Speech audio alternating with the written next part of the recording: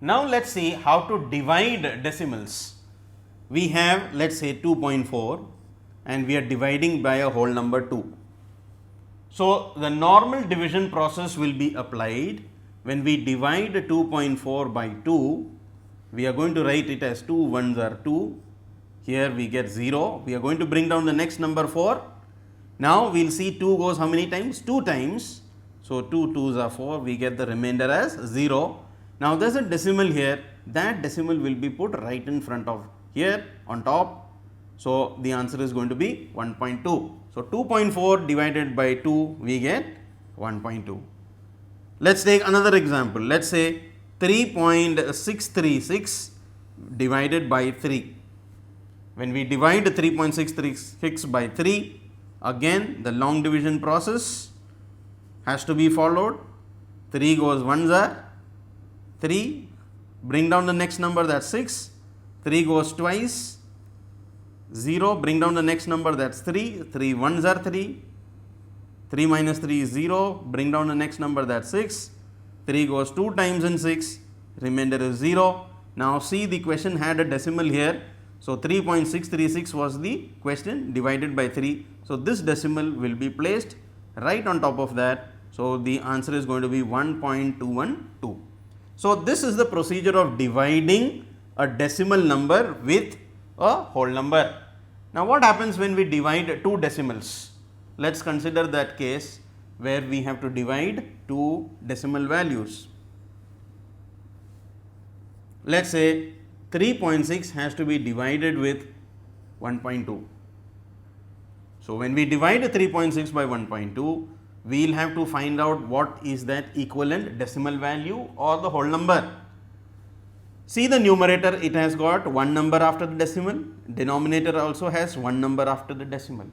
So, in this type of questions where there are equal digits after the decimal, we can simply remove the decimal by shifting it to the right.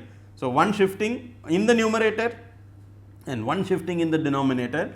So, 3.6 by 1.2 is the same as 36 by 12, and we know that 36 by 12, when we cancel this, 12 ones are 12 and 12 goes 3 times in 36. Therefore, we can say the answer is 3. Let us take up another example where we have two numbers after the decimal here, and now it is divided by, let us say, 1.2. Now, when it is this case, when there are two decimals on top and there is one decimal here, we will not be able to follow this procedure and convert into whole numbers. However, we can shift one place here. So, when we shift one place here, this number is going to be 48.4 and we are going to shift one place here. So, we have shifted equal numbers here, 1 and 1. So, this can be written as 48.4 upon 12. Now, 48.4 when we divide by 12, it is not perfectly divisible. So, we can convert into a fraction or we can find out the answer in decimals. So, this is going to be, let us say, 48.4. I am going to divide this by 12. So, 12 goes 4 times. So, 12 4s are 48. When we subtract, we get 0. We bring down this digit 4. Now, 4 obviously is smaller than 12. So, I will have to bring down a 0. Now, there is a decimal value here. So, I am going to put decimal here. Now, we will have to see 12 goes how many times in 40? 12 2s are 24, 12 3s are 36. 12 4s are 48 is more. So, I will not take that. So, I get 12 3s are 36. Then subtract again, we get again here 4 followed by 0. Again we get 12 3s are 36.